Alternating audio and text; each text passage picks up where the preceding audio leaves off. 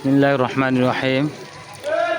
Hotel Al Razzak Chinese restaurant and community centre.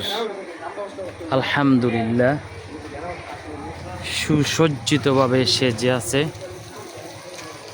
আগামী শুক্রবার সকাল 10 ঘটিকায় ইনশাআল্লাহ Al Razzak Chinese restaurant and community centre শুভ উদ্বোধন উপলক্ষে বিশেষ দোয়ার আয়োজন করা হয়েছে।